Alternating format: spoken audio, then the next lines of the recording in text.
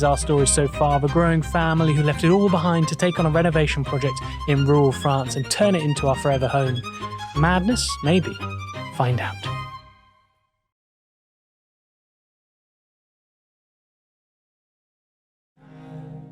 February 2020, we board the ferry for Cherbourg. That's me, Brooke, with our then 3-month-old son. And that's my wife, Rebecca.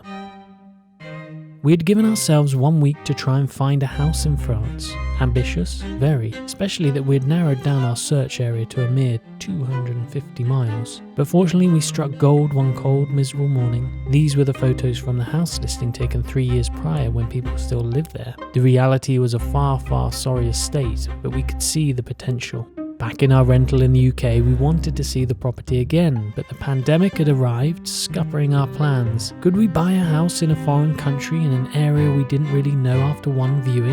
We could. We did. We sold our bell tent hire business and started to pack up our lives. COVID meant goodbyes were a strange affair. No hugs or kisses, just waving from afar and the promise to visit soon. Our budget didn't stretch to a removal company, but fortunately we had our own willing helper on hand. Our van loaded, we headed to Portsmouth for the overnight ferry.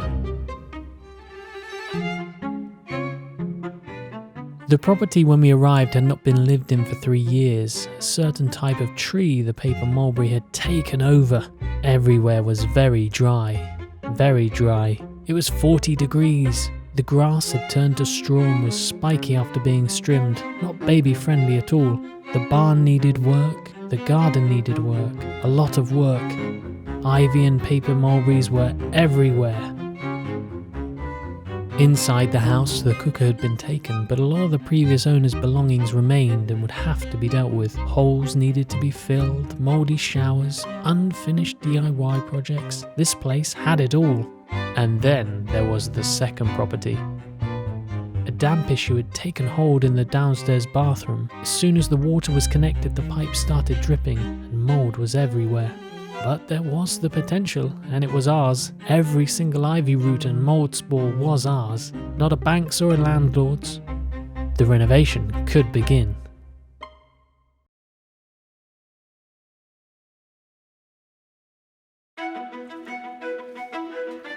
The first job was to clear out everything that we didn't want or that didn't work. We piled it up under the barn and made many trips to the local tip. This was the photo of the bathroom that was on the house listing. However, this was the reality we were faced with. Amongst all the mould and problems, a leaking pipe, and no idea how to fix it. When we say we had no DIY experience, we mean it. A quick paint job to spruce up our son's bedroom before tackling the back of the house. The paper mulberries here had grown so big you couldn't even see the house. However, once Brooke had chopped them down, we could see this north-facing wall urgently needed pointing. Enter our Dutch neighbours. Unlike us, they were very good at DIY, and over the course of a week in early November helped us get the wall done.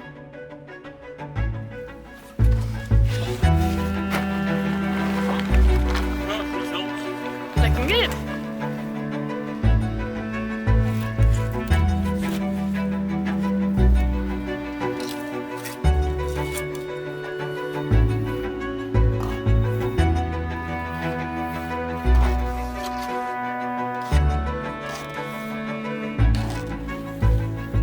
Next up was the main paper mulberry tree. It was rotten in the middle with a huge split, meaning it could crash onto the house at any point. It had to come down. Us adults weren't the only ones learning new skills. Well done, well done. Onto another pervasive species, the ivy. Smothering buildings and trees, getting rid of it proved to be quite a mission.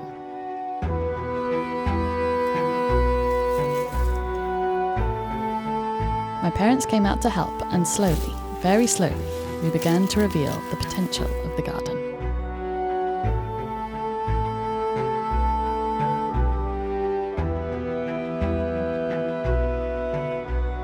However, the problems also continued to reveal themselves, with leaky guttering meaning we had buckets everywhere. And a dodgy boiler, just in time for winter. But still, there was progress, and moments of joy.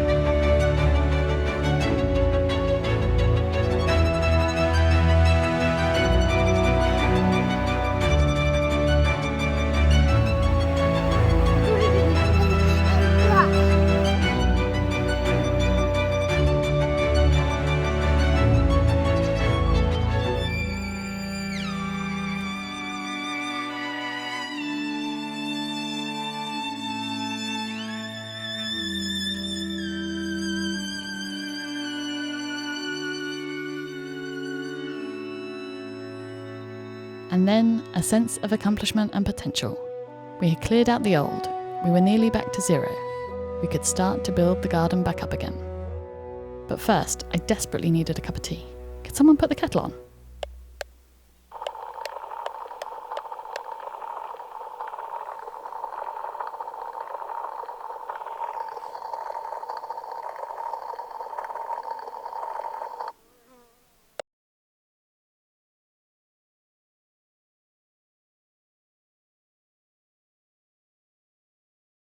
Attention turned to the house. This room smelled of damp and so hadn't been used by us since we arrived. With the help of some talented volunteers, we took the bold decision to completely gut it and start again. Taking down the plaster revealed that the insulation was basically non-existent. It was a big project. As this was an extension to the original barn, we decided to change the ceiling, lifting it up in line with the angle of the roof to give a much more spacious feel. We wanted to renovate this room sympathetically, so chose to use a natural insulation for the walls and ceiling and then placed a membrane on top. This will allow the limestone to breathe and should hopefully eliminate damp issues in the future. The house had lots of small rooms which just didn't suit our way of living. The first wall to go was the one between the lounge and the office. Opening it up created a lounge diner, which is a far more practical living space with small children. Next up, another small room to the other side of the hallway. Our plan is to renovate the central wall, but we'll need to support the ceiling before we can take that out. However, we can now really get a feel of what the space can be. The larger space also allows for much better airflow in the building. We have always had a clear but ambitious long-term vision for the house. We knew we wouldn't be able to just dive in with all the projects, but we also didn't want to be surrounded by someone else's half-finished jobs for years on end. So we've tackled small projects that make the house feel like ours, mainly a lot of painting and filling. The kitchen is the darkest room and really lacking in storage, so we injected a bit of colour and added some shelves high up out of the way of inquisitive little hands. A 2-day power cut over New Year meant EDF decided to replace the main electricity line for our road. It would now go underground, so hopefully no more power cuts. So we took the opportunity to install a new main electrical panel. This allows us to rewire the house in stages. Ta-da!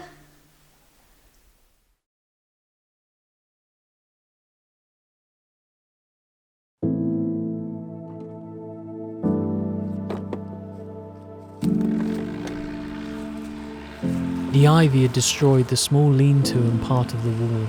Removing the ivy uncovered a whole mound of stones, rubble and tiles that needed to be shifted.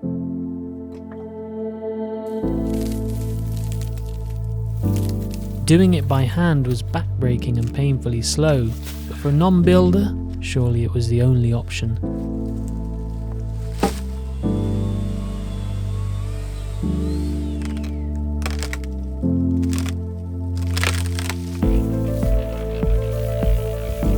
Repairing the wall with my new pointing skills gave me confidence.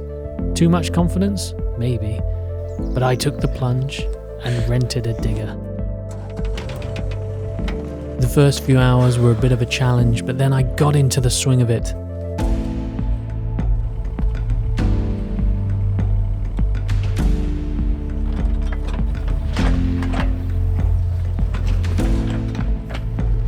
Work speeded up. As we decided to rent it for a week, the list of jobs got longer and more ambitious.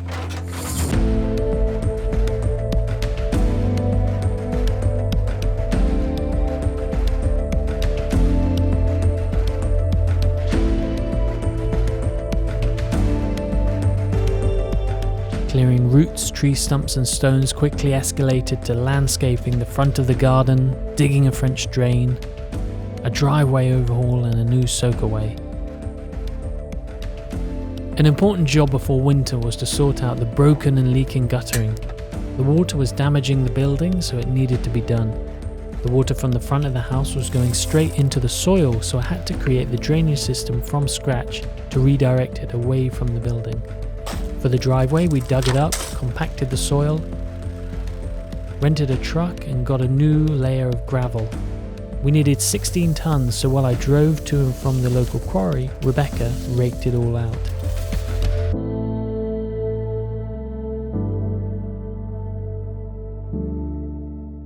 It wasn't the most important job to do, but we wanted to change the layout of the driveway and front garden, and while we had the digger, it was the perfect opportunity.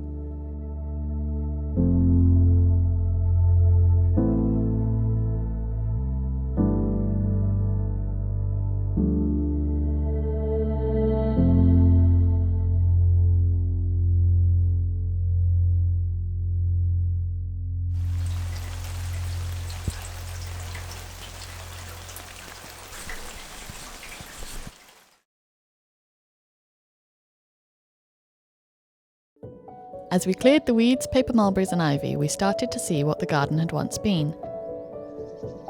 Fruit trees and flowers sprung back into life. The birds, bees and insects all returned, and the garden started to bloom.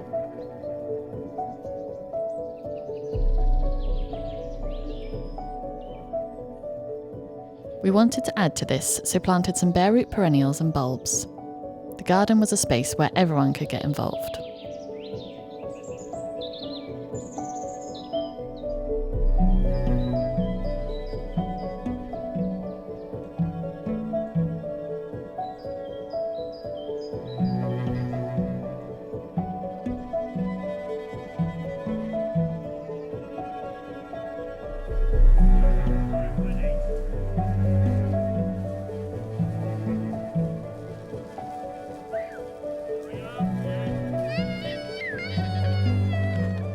This bed in between the houses was completely overgrown when we arrived.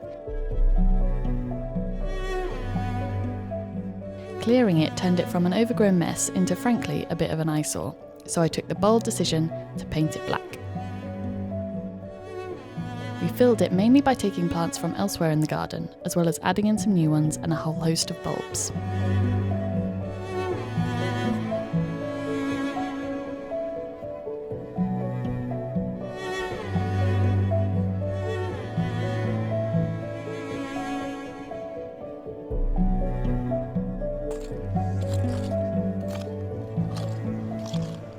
Another area of the garden and another massive flower bed created.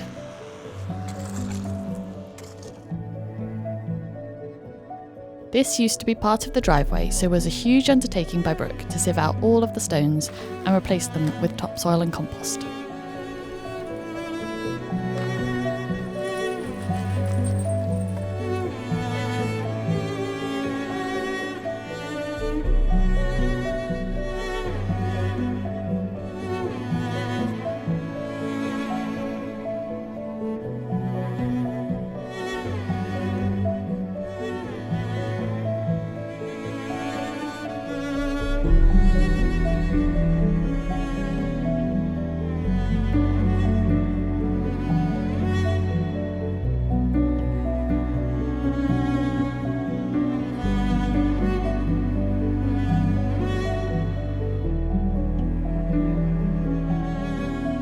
Planting a mix of perennials and annuals we had grown from seed have allowed this bed to have colour and impact straight away, although it'll be a few more years before it's looking its best.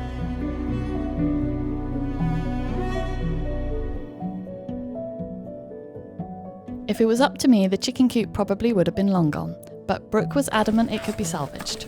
With all our renovations, we have reused and recycled as much as we can. As time has gone on, our confidence has grown in our ability to transform the neglected, and this hutch was no exception.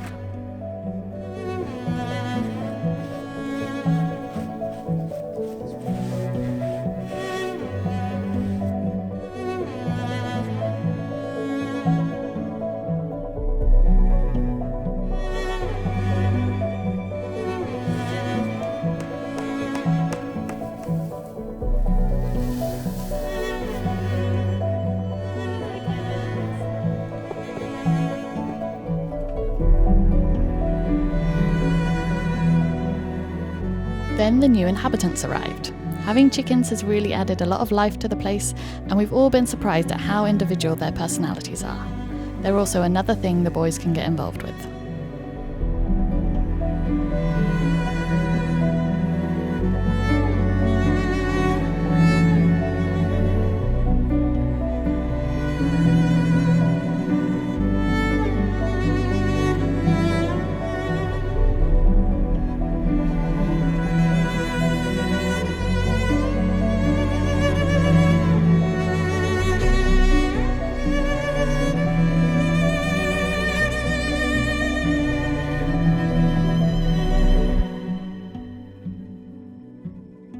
Our first cherry harvest.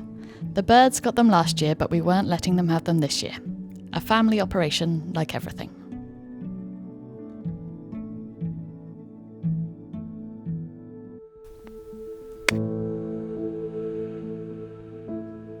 We were shown this photo from the 70s by our next door neighbours. Originally, the whole place was one farm. The front of our garden used to be a potager that grew all the vegetables for the village. We were inspired to recreate that.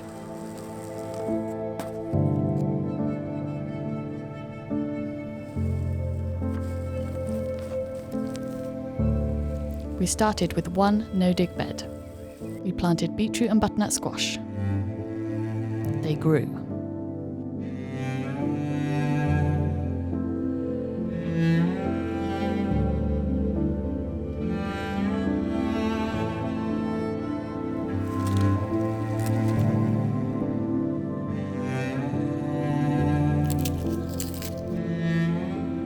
Encouraged by our success, we planted garlic in the autumn, and were rewarded in the early summer with a fantastic harvest.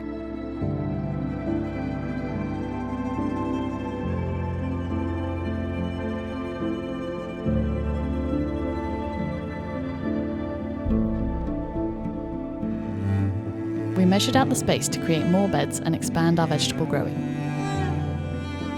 We continued with the no-dig principles that had served us so well so far. We couldn't source or afford to have just compost on the beds, so instead used layers of garden material, soil, manure, and then topped them up with compost. We made our own wood chip to use for the paths in between.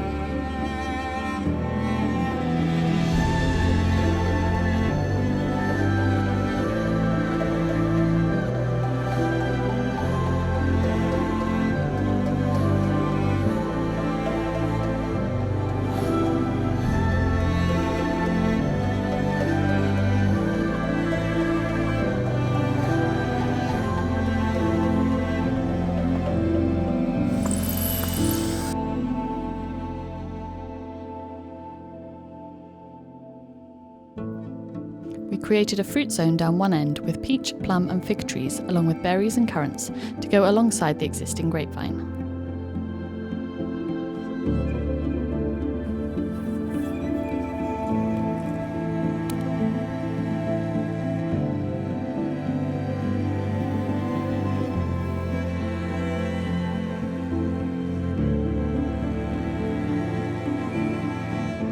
The potager was coming together.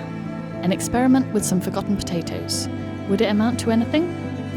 The lettuces thrived and courgettes were abundant. Brassicas proved more challenging, but we got there in the end.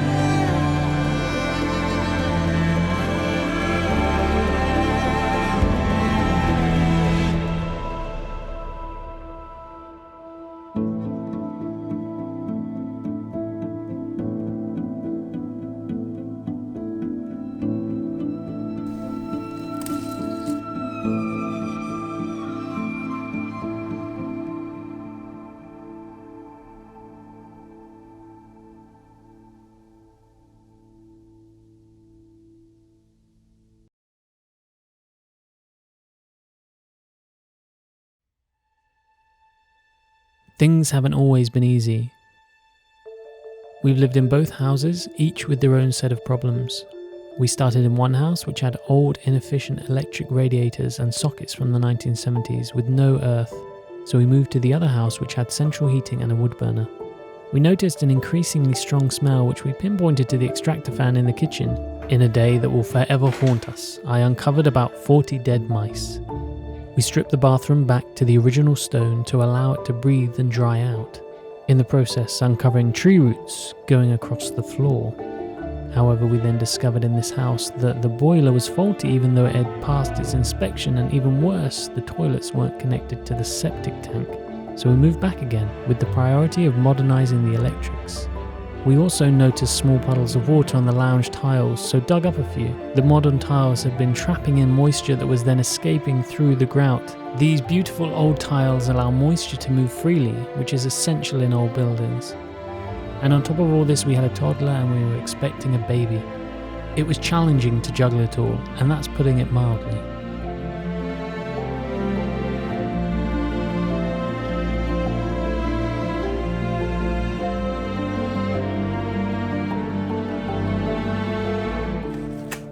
But we knew when we moved that the first few years would be tough. We knew getting on the ferry wasn't the happy ever after, but in fact the start of the story. We moved to have a better way of life in the long term, to be able to spend more time doing what we love, to be able to raise our children more equally and to allow them far more freedom. We wanted to be able to have dedicated spaces for our creative passions, and hopefully to make money from them.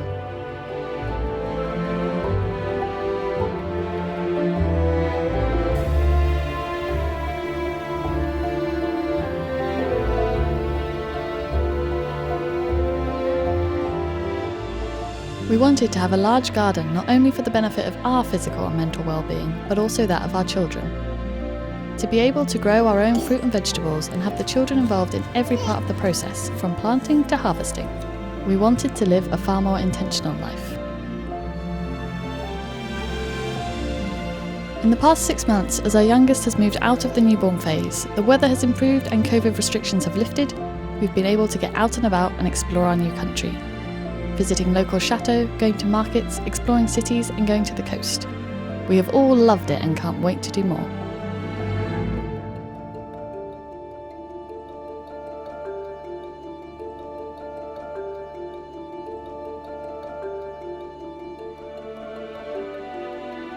So what does the future hold for us? We've learnt loads of new skills over the last 2 years and feel much more able to take on projects. However, there's still a long way to go, and this next year will be make or break. If you enjoyed this video, give it a like, and if you're interested in finding out how we get on over the next few months, please consider subscribing. Our online shop will be ready in October, but you can head to studiopoirier.com and join our email list to be notified when we go live and receive an exclusive discount code.